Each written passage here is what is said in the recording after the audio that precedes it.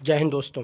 Welcome to Irfan IAS academy NCERT class 6 to 12। दोस्तों आज हम पढ़ने वाले हैं NCERT साइंस से क्लास 6 चैप्टर 3, जिसमें हम पढ़ने वाले हैं फाइबर टू फैब्रिक कि कब हम धागे से फैब्रिक कैसे बनाते हैं, कपड़े कैसे बनाते हैं, हमें जो कपड़े हमारे पास हैं वो कहाँ से अवेलेबल हुए हैं, कहाँ से हमें प्राप्त हुए हैं, उन सारी चीज़ों के बारे में हम आज जानने की कोशिश करेंगे। ओके दोस्तों, अगर आप ये साइंस की बुक को अच्छे से पढ़ना चाहते हैं तो इस वीडियो को ज़रूर देखें ताकि आप अच्छे से साइंस की बुक को समझ सकें।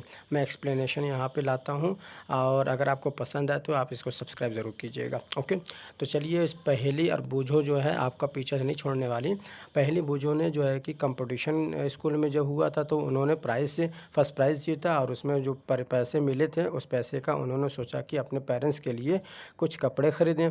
तो वो मार्केट में जब गई तो मार्केट में क्या देखा कि वैरायटी ऑफ क्लोथ मटेरियल बहुत ही ज़्यादा वैरायटी कपड़े के हैं। तो बहुत ज़्यादा कंफ्यूज हो गए। जब वो कंफ्यूज हो गए तो शॉपकीपर ने उनको बताया कि जो है कि बहुत से कपड़े हैं, जैसे कि कॉटन के कुछ हैं, कुछ सिंथेटिक होते हैं। तो उसने कहा कि भाई कुछ वूलन मटेरियल्स वूलन मफलर भी होते हैं, शॉल्स भी होते हैं।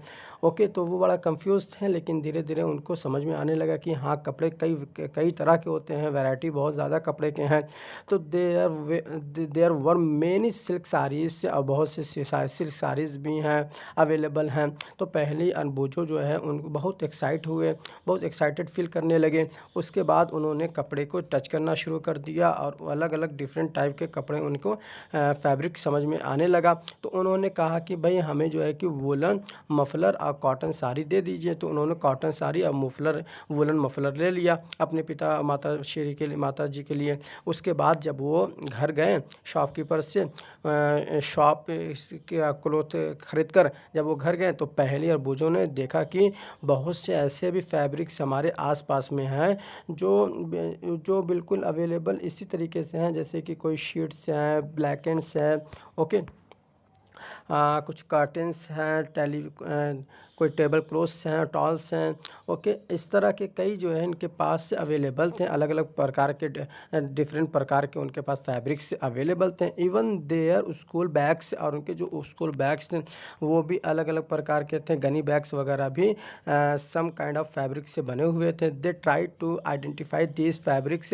ऐसे उन्होंने जब आइडेंटिफाई करना शुरू कर दिया उन फैब्रिक्सों, तो उनको लगा कि ये कॉटन के हैं, वूल के हैं, सिल्क के हैं, सिंथेटिक वगैरह उनको समझ में आने लगा। ओके, तो ओके, वैरायटी इन फैब्रिक्स, अलग अलग प्रकार के वैरायटी हमारे यहाँ अवेलेबल हैं। वो एक मतलब उनको ये कहा जा रहा है कि आप एक टेलर मास्टर की दुकान पे जाएं और वहाँ पे जो कटिंग है उसको उठाएं और उसको आप फील करें कि कौन सा कॉटन है, कौन सा सिल्क है, कौन सा वूल है और कौन सा सिंथेटिक है। उसके बाद आप जो है उस पर लेबल लगा दें ताकि आप उसको पहचान सकें कि हाँ कौन सा वो है सिंथेटिक है, कौन सा कॉटन है, कौन सा सिल्क है। Okay, do you wonder what these different fabrics are made of? तो आपको मतलब आप आश्चर्य होंगे कि ये सारी चीज़ें, ये फैब्रिक्स किससे बनती हैं। यहाँ पे जो सबसे इस चैप्टर का सबसे ज़्यादा महत्वपूर्ण क्वेश्चन जो है वो यही है कि what these different fabrics are made of, कि ये सारे के सारे जो डिफरेंट प्रकार के फैब्रिक्स हमें नज़र आ रहे हैं वो किस चीज़ से बने हुए हैं। When you look at okay any fabric it seems continuous piece, अलग अलग पीस के से मिलकर उस फैब्रिक को बनाया गया है। तो वो जब इसको नोटिस करने लगे तो वो समझ में आने लगा कि ये अलग अलग प्रकार के यान से बने हुए हैं। तो अब यान क्या चीज़ है हम इसको समझते हैं। तो आप देखेंगे कि ये जो है अलग अलग थ्रेड को मिलाकर उसको यान बनाया जाता है। और उसको जो है कि यान जब बनाया जाता है तो अब ये सवाल होगा कि यान किससे हम प्राप्त करते हैं। ओके, आप देख सकते हैं ये पूरा का पूरा फैब्रिक है, उसमें से हम एक एक धागे को निकालते हैं। एक एक धागा जब ये निकलता है तो ये जो है थ्रेड किससे बनता है, तो ये यान से बनता है। You can gently pull one out with a pin और अ नीडल। आप एक एक चीज़ को जब निकालेंगे तो आपको लगेगा कि ये एक एक के थ्रेड से बना हुआ है। We find that a fabric is made up of yarn से। अब देखिए यहाँ पे बात आ गई कि आपको क्या लगेगा जब आप एक एक चीज़ को निकालेंगे कपड़े से, तो आपको समझ में आएगा कि ये यान से बना हुआ है जो एक साथ अरेंज किया गया, यानी कि एक एक एक एक करके एक एक धागा को लगाकर, देख रहे हैं ना आप, एक एक करके पूरा का पूरा कपड़ा बना दिया गया है। Okay, what are these yarns made of. अब क्वेश्चन ये होता है कि भाई हम समझ में तो आ गया कि फैब्रिक किसके बनते हैं, यान से बनते हैं, लेकिन यान किससे बनता है, ये क्वेश्चन राइज होता है। तो हम पहले जो टॉपिक नंबर 3.2 है फाइबर, इसको पढ़ लेते हैं। फाइबर क्या है ना कि आप देखेंगे कि ये take out a yarn from a piece of cotton fabric, place this piece of yarn on the table. मतलब ये कहना ये चाह रहे हैं कि आप इस तरह की एक्टिविटी करिए, एक तरफ का सिरा आप अपने हाथ से पकड़ लीजिए और दूसरे वाले सिरे को आप अंगूठे से इस तरह के अंगूठे से इस तरह से खींचिए। आप जब स्क्रैच करेंगे तो आपको क्या लगेगा कि उसमें से अलग अलग प्रकार के इस यान स्प्लिट्स जो है उसके अंदर जो है नज़र आएंगे। तो आप उसको जब देखेंगे तो ये सारी चीज़ें आपको समझ में आने लगेंगी कि ये सारी की चीज़ें जो यान बनी हुई हैं इनटू थिन स्ट्रेंस है, थिन स्ट्रेंस से मिलाकर इसको बनाया गया है। और ये आप देखेंगे एक एक करके ये सारी चीज़ें बनाई गई हैं। Okay, you might have observed something similar when you try to thread a needle। अब आप इस एग्जाम्पल को समझें कि जब भी आप सुई में किसी धागे को डालते हैं तो कभी कभी ये होता है कि धागे के किनारे, जैसे ये धागा है, आप धागे को इस तरह से डाल रहे हैं सुई के अंदर, जैसे ही आप सुई के अंदर इस धागे को डाल रहे हैं तो धागे का किनारा कभी कभी रेशा निकल जाता है। तो ये सारी ये जो बनी हुई है ये इसी को क्या बोला जाता है, इसी को फाइबर्स बोला जाता है, उसी को फाइबर्स बोला जाता है। Okay, fabrics are made up of yarn and yarns are further made up of fibres. Okay, अब ये जो है कि बताया गया है कि भाई फैब्रिक्स जो है ये यान से बने हुए हैं और यान जो है फाइबर से बना हुआ है। लेकिन क्वेश्चन अब ये राइज होता है कि यान किससे बना हुआ। Fabrics are made up of yarns and yarns are further made up of fibers। Where do these fibers come from। अब क्वेश्चन ये राइज होता है कि ये फाइबर्स कहाँ से आते हैं, हम इसको कहाँ से प्राप्त करते हैं। तो the fibres of some The fibers of some fabrics such as cotton, jute, silk and wool are obtained from plants and animals से। और जो फाइबर्स होते हैं हम उनको बहुत सी चीज़ों से प्राप्त करते हैं, जैसे कि कॉटन से, जूट से, सिल्क से, वूल से हम इससे प्राप्त करते हैं। और ये सारी चीज़ें हम या तो प्लांट से मिलता है या तो एनिमल्स से मिलता है। This are called natural fibres. अब इनको हम क्या बोलते हैं, नेचुरल फाइबर्स, क्योंकि ये प्रकृति द्वारा हम प्राप्त करते हैं।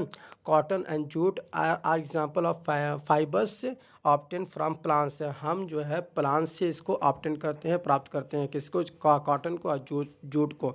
इसकी खेती होती है, जूट की खेती होती है, कॉटन की खेती होती। कॉटन को हम जो है प्राप्त करते हैं सिल्क वार्म से, सिल्क वगैरह भी हम प्राप्त करते हैं। सॉरी, कॉटन और जूट की जो खेती होती है। ओके, और wool and silk fibres are obtain from animals. और जो वूल है एंड सिल्क फाइबर्स है हम इनको किससे प्राप्त करते हैं, एनिमल। यानी कि ये कहना ये चाह रहे हैं कि जो एनिमल्स और प्लांट्स से हम इन सारी चीज़ों को प्राप्त करते हैं, तो हम एनिमल्स से जो प्राप्त करने वाली चीज़ें हैं वो है वूल और सिल्क, और जो हम प्लांट्स से प्राप्त करते हैं वो है cotton and jute. Okay, clear.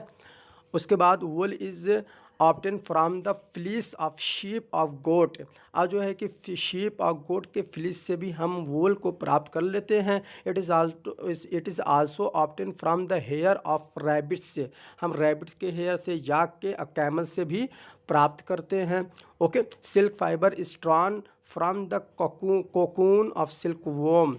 Okay, silk जो है फाइबर हम किससे प्राप्त करते हैं, सिल्क वॉर्म एक कीड़ा है उसके कोकून से हम प्राप्त करते हैं। Clear. For thousands of years natural fibres were the only ones available for making fabrics.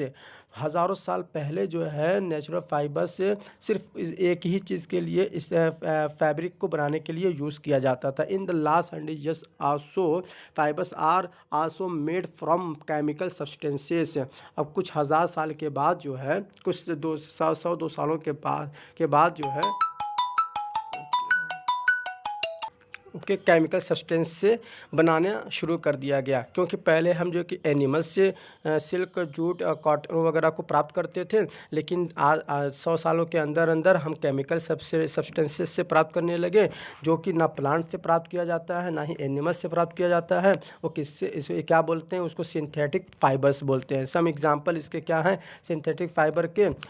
Polyester है, नायलॉन है, एक्रिलिक है ना। Okay, some plant fibres. अब सम प्लांट फाइबर्स, अब इसके बारे में, क्योंकि हमने प्लांट के बारे में पढ़ लिया कि हम प्लांट से प्राप्त करते हैं और कुछ जो है एनिमल से प्राप्त करते हैं। अब एक एक प्लांट का जो एग्जांपल है, कॉटन है, सिल्क है, कॉटन है, जूट है, तो अब इसको थोड़ा सा एक्सप्लेन किया जाता है। तो अब कॉटन के बारे में थोड़ा सा डिटेल हम जानने की कोशिश करते हैं। ओके, कॉटन हम किससे प्राप्त करते हैं? प्लांट फाइबर से प्राप्त करते हैं। Okay, have you ever made wicks for oil? Okay, what do you use for making these wicks? This cotton wool is also used for filling mattresses, quilts and pillows. Okay, आप इस take some cotton wool, pull it apart and look at its edges. What do you observe? The small thin strands that you see are made up of cotton fibers. ये सारी चीज़ें cotton fiber से ही बनी हुई हैं। अब main बात जो यहाँ से होने वाली है कि where does this cotton wool come from, कि ये जो cotton wool हम देख रहे हैं यहाँ, इसको हम कहाँ से प्राप्त करते हैं, तो इसके बारे में हम अच्छे से जानने की कोशिश करते हैं। Okay, it is grown in the field. ये ग्रो कहाँ किया जाता है? फील्ड में किया जाता है। इसका कॉटन प्लांट होता है जो यूजली ग्रो किया जाता है ऐसी जगह पे जहाँ पर ब्लैक के सॉइल होते हैं और वार्म कंडीशन में यानी क्लाइमेट होते हैं, यानी कि ब्लैक के सॉइल और साथ ही साथ ये वार्म कंडीशन क्लाइमेट हो। तो वार्म जब होता है तो जिसकी वजह से, क्योंकि यहाँ इसको जो है उगाने के लिए, उसको ग्रो करने के लिए ब्लैक की सॉइल की ज़रूरत पड़ती है और वार्म कंडीशन की ज़रूरत पड़ती है। Okay, can you name some states of our country where where cotton is grown? The fruits of the cotton plant, जिसको हम कॉटन बॉल्स कहते हैं, और about the size of a lemon के बराबर, यानी नींबू की साइज़ के बराबर होता है। After maturing the balls burst upon, ये जो है कि जब मैच्योर हो जाता है उसके बाद वो फट जाता है। एंड सीड से cover with cotton fibres can be seen, और इस जो कवर सीड जो है कवर किया हुआ होता है कॉटन फाइबर से, उसको आप आसानी से देख सकते हैं। Okay, have you ever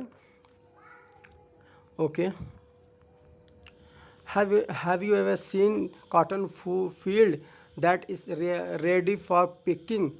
okay, it looks like a field cover with snow. ऐसा लगता है कि ये स्नो इसके ऊपर गिरा हुआ है। From this balls cotton is usually picked by hand.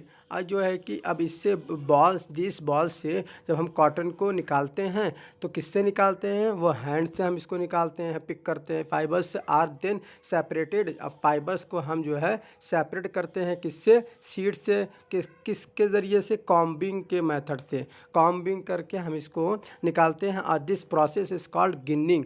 इस प्रोसेस को हम क्या बोलते हैं? Ginning of cotton. ओके, यानी कि जब हम फाइबर से कॉटन को जब हम निकालते हैं तो किससे निकालते हैं? हैंड के ज़रिए से निकालते हैं।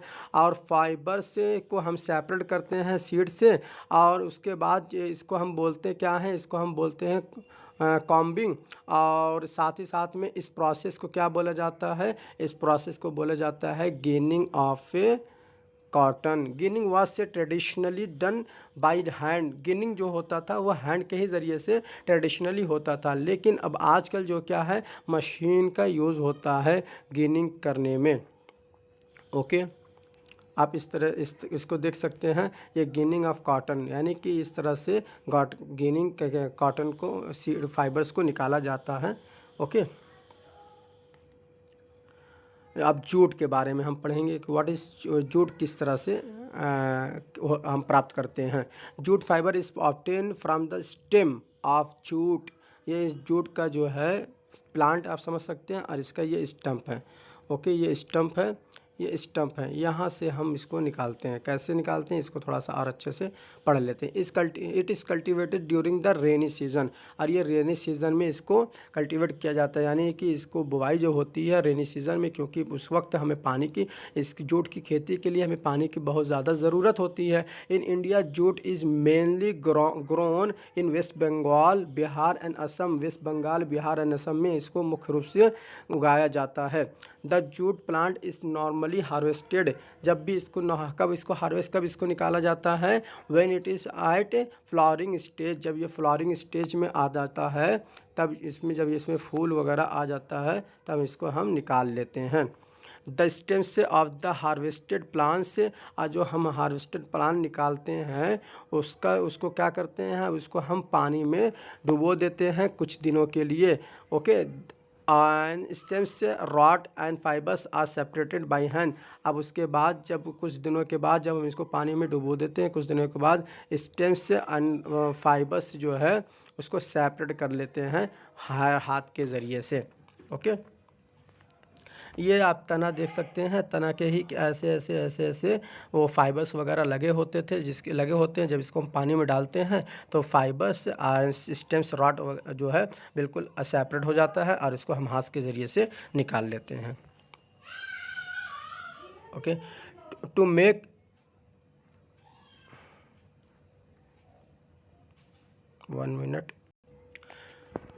To make fabrics, all these fibers are first converted into yarns. How is done it? Okay, इसको हम कैसे जो है कि प्राप्त करते हैं, जब हम फैब्रिक्स को बनाने के लिए पहले तो हम सारे फाइबर्स को क्या करते हैं, यान में बदल देते हैं, यानी एक फाइबर्स को हम मिलाकर यान बनाते हैं। जब ये यान बन जाता है तो अब इसको जो है हम क्या करते हैं, या इसके बाद हम जो है कि फैब्रिक्स बनाते हैं। Okay, spinning cotton yarn, you can try making cotton yarn yourself, आप अपने से भी कर सकते हैं। ओके, आप अपने से भी बना सकते हैं। द प्रोसेस ऑफ मेकिंग यान from fibres is called spinning. अब आप समझ सकते हैं स्पिनिंग किसे कहते हैं। जब हम फाइबर्स से यान को बनाते हैं, फाइबर से जब हम यान को बनाते हैं तो हम इसको क्या बोलते हैं, स्पिनिंग बोलते हैं। Okay, mass of cotton wool are drawn out and stayed. This brings the fibers together, okay, to form a yarn. हम एक साथ फाइबर्स को इकट्ठा करते हैं, जब एक साथ जमा कर लेते हैं उसके बाद हम जो है क्या बना देते हैं, यान बना देते हैं। ओके, यान, अब एक वक्त था कि चरखा वगैरह, महात्मा गांधी ने चरखा वगैरह इंडिपेंडेंस के वक्त कहा कि भाई हमें इस चीज़ को इनकरेज करना चाहिए और हमें अपने ही हाथों से इसको बनाना चाहिए, इसको स्पिनिंग करना चाहिए। जैसे चरखा आप देख सकते हैं अपने हाथ से करना चाहिए, और इसी को देखते हुए इसको गवर्नमेंट ऑफ इंडिया ने विलेज इंडस्ट्रीज़ कमीशन भी उस वक्त कॉन्स्टिट्यूट किया था 1956 को। Spinning of yarn on a large scale is done with the help of spinning machine।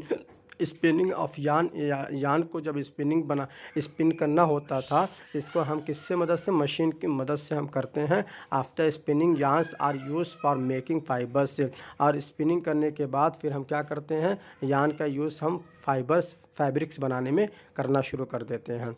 अब यहाँ पे 3.5 का जो टॉपिक है वो ये है कि यान टू फैब्रिक, यानी अब यान तो यानी फाइबर से हमने यान बना लिया, फाइबर से हमने यान बना लिया, अब यान से हमें फैब्रिक बनाना है। तो वो किस तरह से बनता है, तो अब हम फाइबर से जब यान बनाते हैं तो उसको हम स्पिनिंग कहते हैं। ये बात याद रखिएगा, जब हम फाइबर से यान बनाते हैं तो हम इसको स्पिनिंग कहते हैं। अब यान से जब हम फैब्रिक बनाते हैं तो इसको हम वीविंग कहते हैं और निटिंग कहते हैं। तो अब इसको हम समझ लेते हैं कि यार्न टू फैब्रिक कैसे होता है। देयर आर मेनी वेज, कई वेज होते हैं by which fabrics are made. अगर हमें फैब्रिक्स बनाना हो तो हम क्या करते हैं, यहाँ से टू मेथड होते हैं, two main processes are weaving and knitting. एक है वीविंग और एक है निटिंग।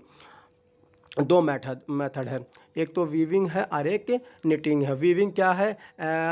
वीविंग ये है कि that a fabric is made up of two sets of yarns arranged together. आप अगर फॉर एग्जांपल ये आप देख लें, ये आप अगर देखेंगे आपको अच्छे से समझ में आ जाएगा कि हम दो सेट लेते हैं यार्न का और उसको जो है कि इकट्ठा करते हैं। इकट्ठा करने के बाद हम इसको बना देते हैं। ओके, ये इस तरह से बन गया है। ये आप देख सकते हैं, ये है। वो कहाँ चला गया? चलिए, वो आप समझ जाइए कि मतलब ये कहने का है कि दो यान होता है, दो यान को हम इस तरह से इकट्ठा करते हैं और एक दो यान है, एक यान को दो यान को इस तरह से हम मिलाते रहते हैं, एक के ऊपर इसको इसके नीचे, इसके ऊपर इसके नीचे करके एक एक करके हम इस तरह से जब तैयार करते हैं तो ये यान तैयार हो जाता है। और यान से फिर हम फैब्रिक बनाते हैं। तो वह किसके ज़रिए से बनाते हैं? वीविंग के ज़रिए से। ये वीविंग हो रहा है ना।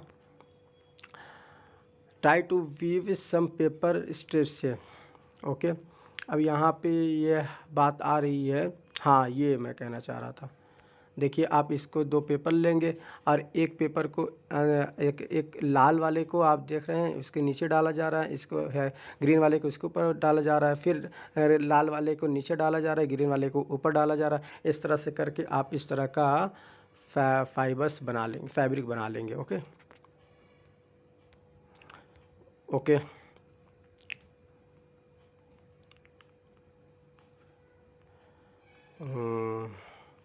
ये फैब्रिक बनाने का जो वो होता है, आप लूम्स वगैरह से भी बना सकते हैं। निटिंग के बारे में अब पढ़ा जाए। Have you noticed how sweaters are knitted?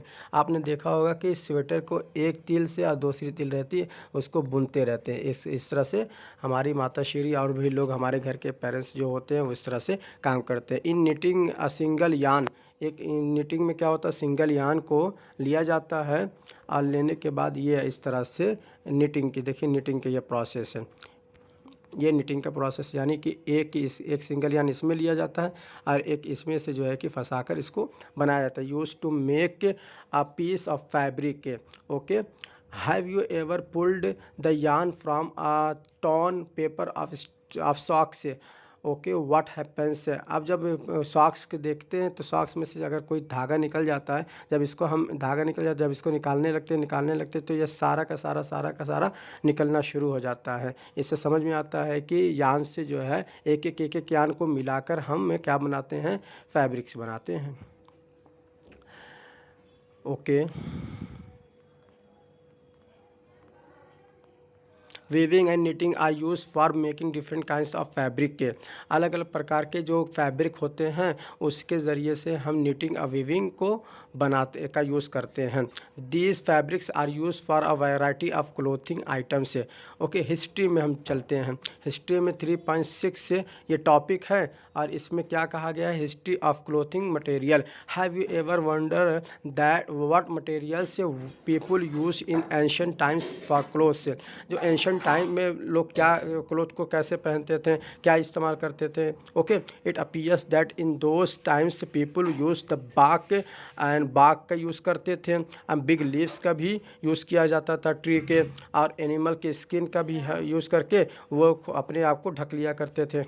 Okay, after people began to settle in agriculture communities, जब लोग सेटलमेंट जब लोगों का एग्रीकल्चर कम्युनिटीज़ में हो गया, they learn to weave twigs and grass into mats and baskets, vines animals fleece of hair और hair were to stay together into long strands से। अब वो जो है कि मैट वगैरह बनाने लगे, अब वो लोग जो है कि बास्केट वगैरह बनाने लगे। अब फिर उन्होंने देखा कि भाई जब ये हो सकता है तो वाइन एनिमल्स फ्लिस वगैरह हेयर वगैरह को मिला उलाकर वो लोग जो है कि फैब्रिक्स को को वीव कर लिया करते थे। ओके, द अर्ली इंडियंस से वो फैब्रिक्स मेड ऑफ कॉटन, जो पहले के लोग हुआ करते थे कॉटन के बने हुए फैब्रिक्स को पहना करते थे, जिसको कहाँ पे उगाया जाता था, गंगा रिवर के किनारे इसको ऐसे रीजन में उगाया जाता था। फ्लैक्स जो है एक ऐसी चीज़ है, इज़ आल्सो अ प्लांट, एक प्लांट है दैट गिव्स नेचुरल फाइबर्स, जो है कि हम इससे नेचुरल फाइबर प्राप्त करते हैं। In ancient Egypt cotton as well as flax were cultivated near the river Nile, जो है रिवर नाइल जो है वहाँ पे इसको कल्टिवेट किया जाता था, कॉटन और फ्लैक्स का। Okay, were use for making fabrics, से किस लिए किया जाता, ताकि वह अच्छे से अच्छे फैब्रिक्स को बनाकर पहन सके। इन दोस देश स्टिचिंग वॉज नॉट नोन। अब ये बात आप महत्वपूर्ण है कि आप जान लें कि उस वक्त स्टिचिंग के मेथड को वो लोग जानते नहीं थे। People simply drape the fabrics around different parts of their body, वो अलग अलग मतलब वो फैब्रिक्स को बना लेते थे, तो वो अलग अलग स्टाइल में वो अपने बॉडी पर उसको चढ़ा लिया करते थे। Many different ways of draping fabrics व यूज, अलग अलग प्रकार के जो है फैब्रिक्स को वो लोग यूज़ करते थे। With the invention of the sewing needle, जब वो सुई का इन्वेंशन हो गया तो उन लोगों ने अच्छे से स्टिचिंग करना शुरू कर दिया फैब्रिक्स को क्लॉथ बनाने में। स्टिच क्लॉथ जो है have gone through many variations since this invention, और एक से एक प्रकार के वो लोग जो है क्लोथ्स को बनाकर पहनना शुरू कर दिए जब सुई का इन्वेंशन हो गया था। But it is not amazing that even today, ऐसी बात नहीं है कि ये अमेजिंग है, बल्कि ये तो आज भी हम जो है कि देखेंगे तो साड़ी है, धोती है, लुंगी है, टर्बन है, is use of iron stitched piece of fabric. Dhoti वगैरह आप देखते हैं वो बिल्कुल सिलाई नहीं होती है, फिर भी हम इस तरह से इस फैब्रिक को पीस को अपने बॉडी पे चढ़ा लिया करते हैं। Okay, just as there is a large variety in the food eaten all over the country, a large variety exists also in fabrics and clothing items।